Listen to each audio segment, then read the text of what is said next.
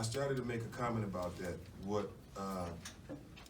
But I decided not to because I didn't think that was the place at that time. So I worked out with Kobe Bryant every day when I was with the Philadelphia 76ers. It's ironic you showed those games with the Philadelphia 76ers. He was a senior in high school. Every day I worked out with him. He had the same aggression as a high schooler that he had in his 16th year. And to hear and see something like that, and it was a lot of thoughts going through my head on what to say and how to do it. It was more or less just be appreciative of what's happening around you. Just take this all in. Because tomorrow is really not promised. I mean, that's the third. Before I came, a cousin of mine passed. I went through the airport. Someone I grew up with who lives in Africa. She had just landed and something happened to her brother. She had to turn back around and go to Africa.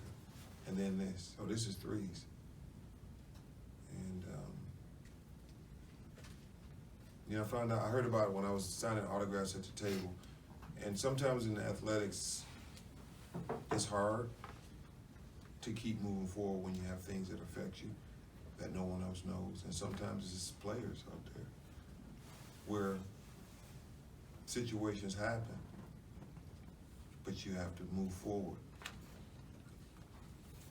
It's something that is not as easy to do, but in our world, you're supposed to.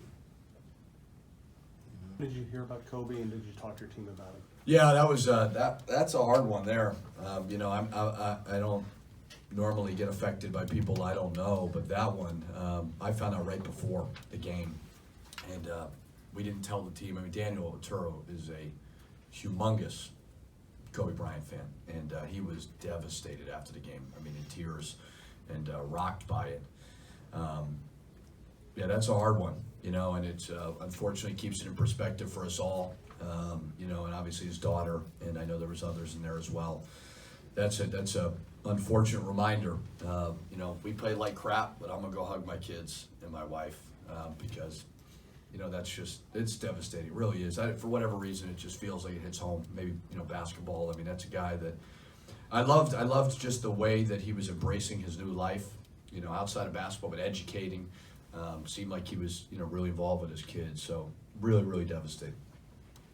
Our guys were pretty rocked by it. When did you hear about Kobe and what's your reaction? Heard about it right after the game. It's devastating. As we all know, it's real sad. It's like, a person that we all look up to, that we grew up watching, that, helped us love the game. It's devastating. Players are devastated.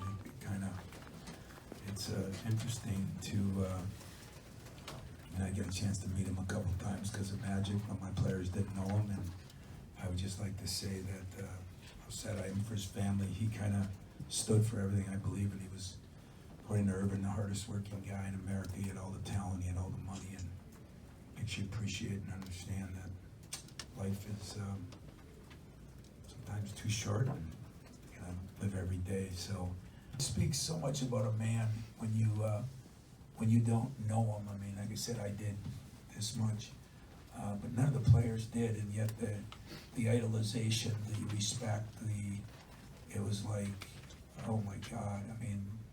I mean that win, sad for me because we need to feel good, but that win meant nothing 3 minutes into it.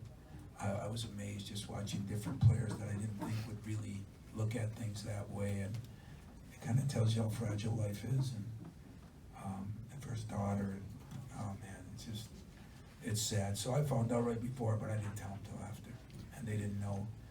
Thank God they don't have those